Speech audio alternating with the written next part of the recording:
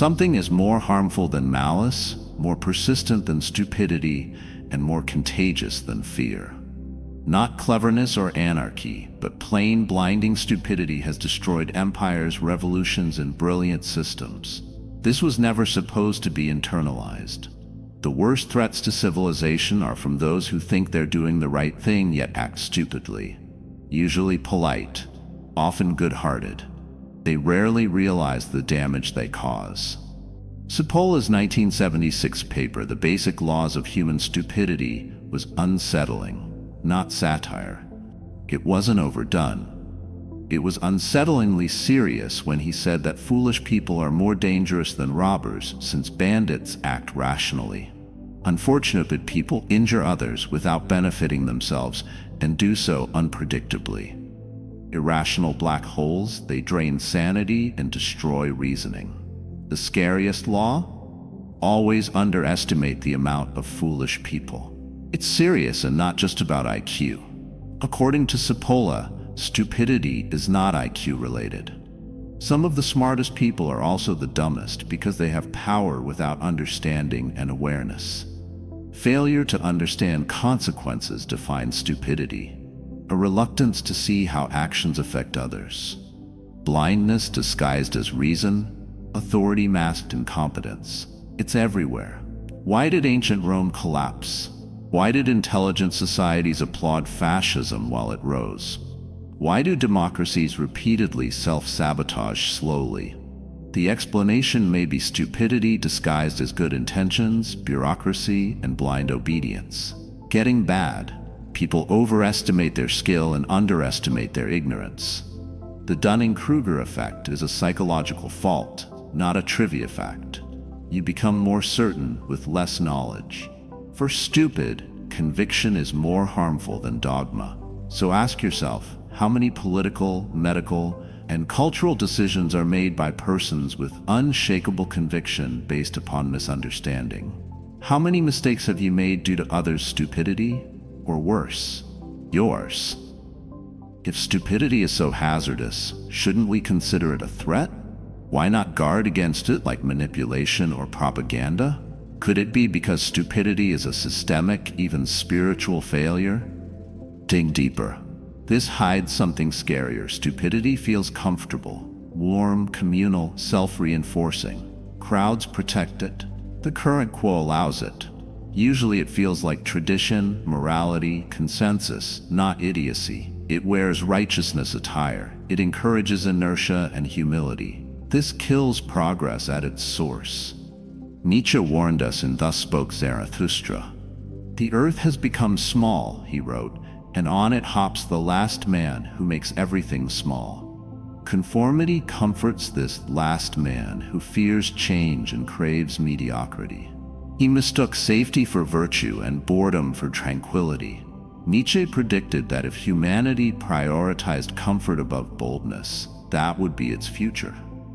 Now, the paradox that should scratch your soul: despite our knowledge, stupidity is rising. How is that possible? Education is higher than ever, better linked, technologically superior.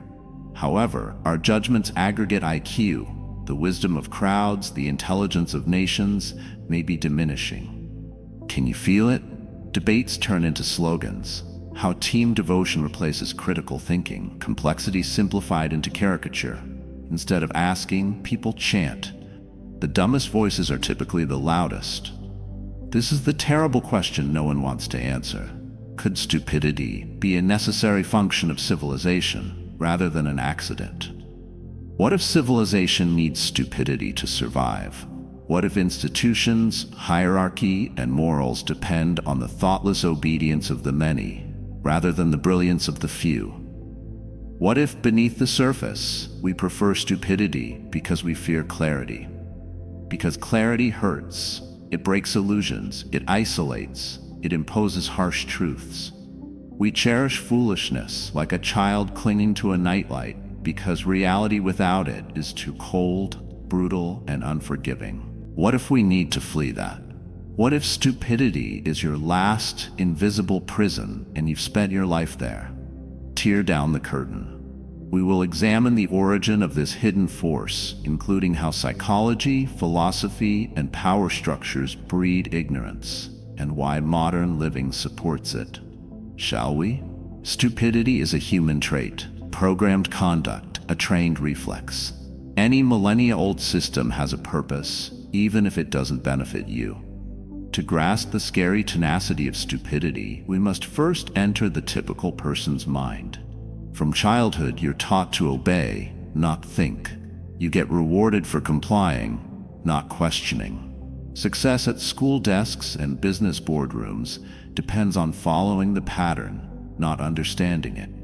Carl Jung said, "The greatest danger to humanity is not the evil of others, but the unconscious shadow within ourselves." That shadow causes stupidity, repressed thought, inherited fear, and unconscious action disguised as rationality. Before learning to think, you are taught what to believe. Stories, social conventions, and taboos are spoon-fed to you like mental sustenance. If someone breaks the norm by telling the truth or asking an inappropriate question, they are labeled dangerous, arrogant, or crazy. Because idiocy is safe, quite passive, not a system shaker. It binds mediocrity. Now consider, Socrates, Nietzsche, Kierkegaard, and Camus were all persecuted, expelled, or disregarded for challenging civilization's sleepwalking. Socrates was executed for corrupting the youth and doubting city wisdom. But his true crime, making idiocy obvious. Let that sink in. If stupidity is unconsciousness, enlightenment is rebellion. That rebellion doesn't start with revolutions or protests. First, discomfort. Nietzsche termed it philosophizing with a hammer, ruthlessly destroying false gods and frail truths. We fear discomfort, therefore stupidity survives. We fear making mistakes, being alone, and seeming silly. We delay. We outsource thinking to tradition, media, institutions, algorithms. We say trust the system, yet we don't trust ourselves. Definitely not accidental. Critical thinking hinders political, economic, and religious systems. They love predictability. What's more predictable than a populace that can be educated asleep? In The Prince, Machiavelli observed, "Men are so simple and so subject to present necessities that he who deceives will always find someone who will let himself be deceived." In a deceptive culture, stupidity is a survival strategy. Virtue feels good. You nod to the news because everyone else does. You quote unresearched numbers because they sound smart. Charismatic leaders win votes, not understanding. You defend obscure beliefs. Not because you're evil or foolish, but because your nervous system craves belonging. The trick is that not all stupidity is incoherent. Sometimes it resembles a resume, a PhD, smooth TED Talk, opinion essay gone viral. But behind the qualifications may be a set of beliefs never tested by honest doubt. Masquerade stupidity. It typically disguises itself as certainty, philosophy, or charity, avoiding contradictions and embracing false clarity. Ambiguity, complexity, and nuance, wisdom's ingredients, are hated. So we see the horrible paradox. Certainty breeds stupidity. Doubt breeds wisdom. We value certainty. Escape from freedom psychologist Erich Fromm warned about this. He said modern man is afraid of actual freedom, not the ability to select brands or occupations, but to examine purpose. Freedom comes fear, responsibility, and too much choice. Fromm believed humans avoid it by accepting systems that promise safety at the expense of thought. You sensed it. Mental lethargy after a long day, the relief of being told what to think. A query too big or unpleasant to answer makes the unconscious cower. Stupidity begins there. Fear, not ignorance. The disturbing part is that you fuel it by choosing comfort over clarity, approval over sincerity, convenience over effort.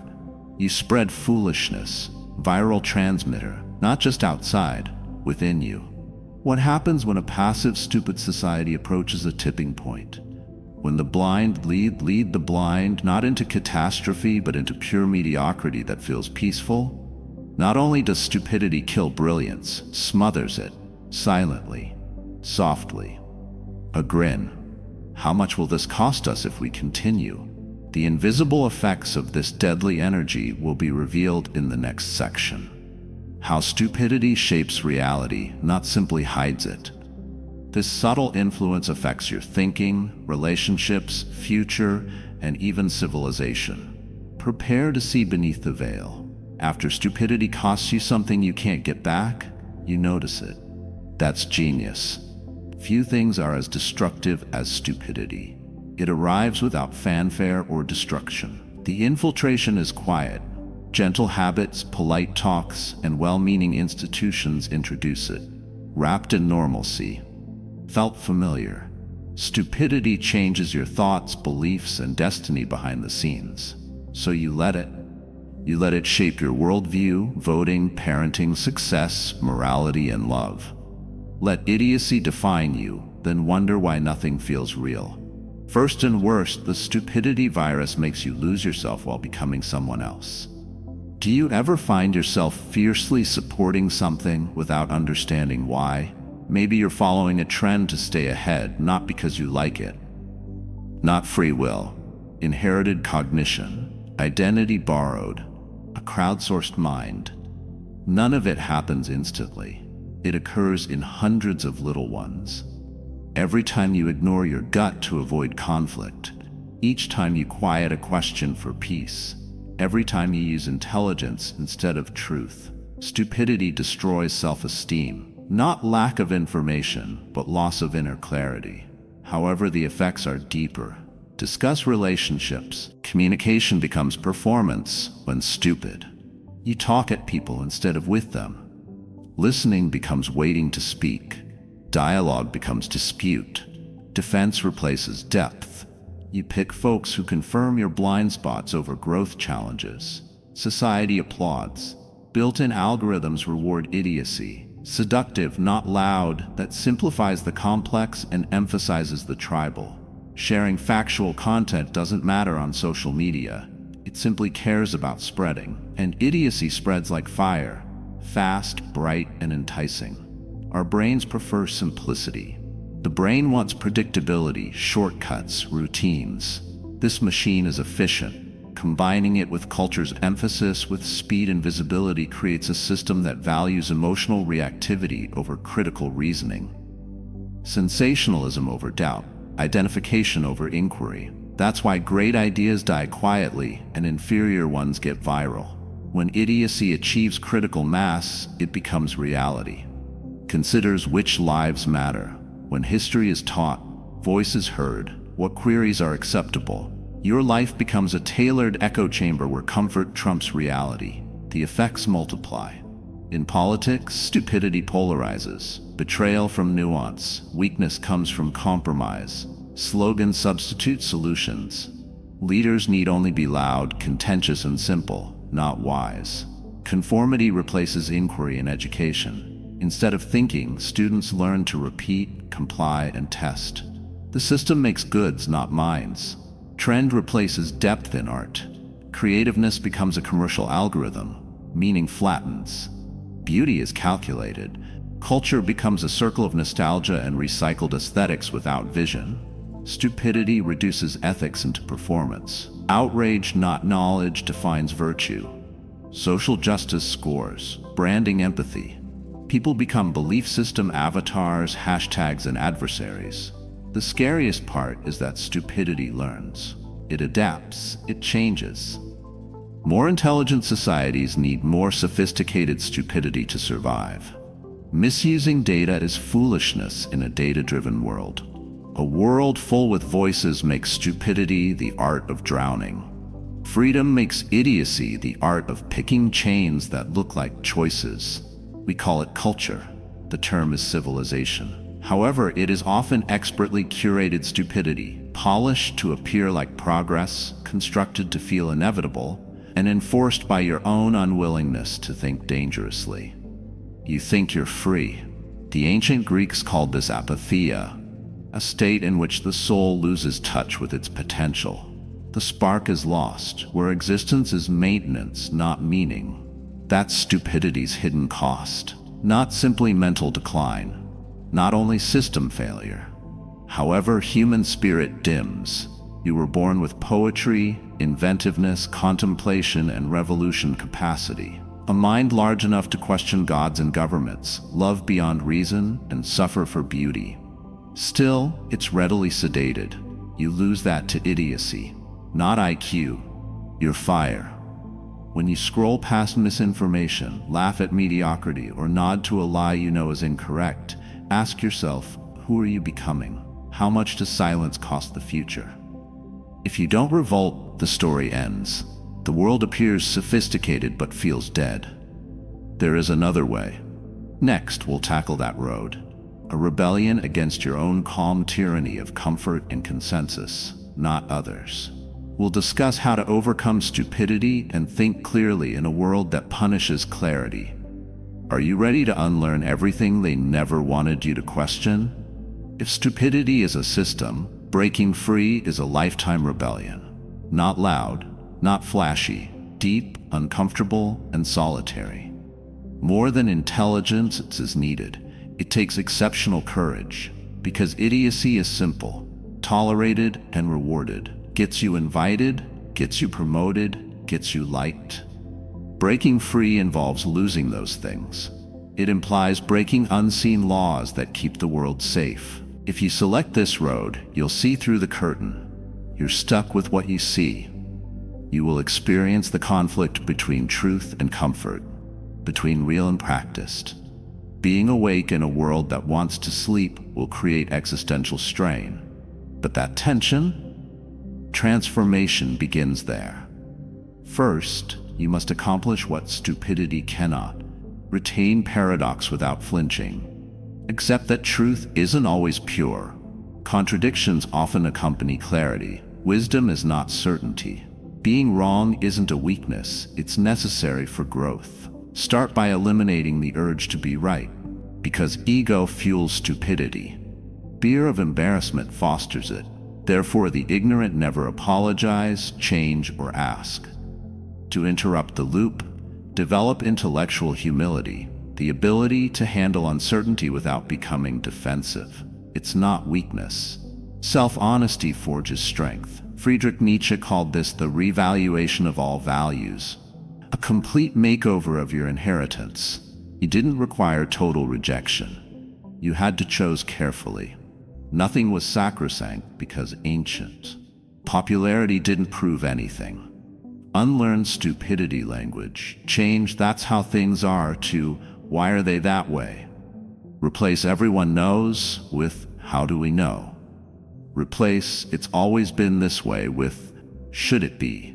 You don't need more information to achieve this. The internet is full of information. You require wisdom. Noise-cutting intelligence. A heart that can handle unpleasant truths. A rebellious will to act on them. Because overcoming stupidity is about being truer, not smarter. Better aligned. Radically honest with yourself. Peeling back societal camouflage reveals you unvarnished and unadulterated. This denotes loneliness. That's silence. That requires looking in the mirror and asking, what do I actually believe, outside of what I've been told? Few ask this, not wanting to, because asking changes your life. You see fissures in your routines, relationships, and goals. It's terrifying, but necessary.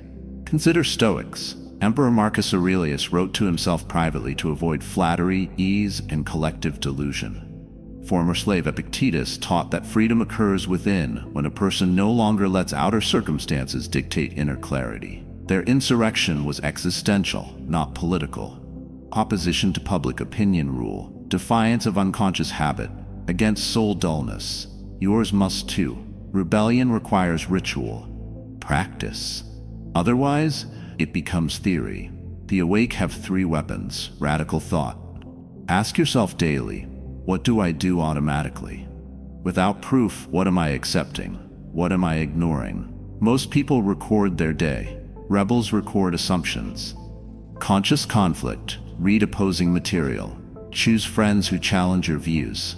The enemy should be studied to understand their roots, not to copy. be immune to indoctrination, not tolerant to all perspectives. Micro-exits, quitting your work or burning down institutions is unnecessary. Start small to escape stupidity. Do not share that viral post because it supports your bias. Avoid laughing at that punchy joke. Don't be silent when someone passes off brutality as tradition. Quiet departures, invisible. However, each cracks the mask. Those fissures let light in. Incredible things happen throughout time.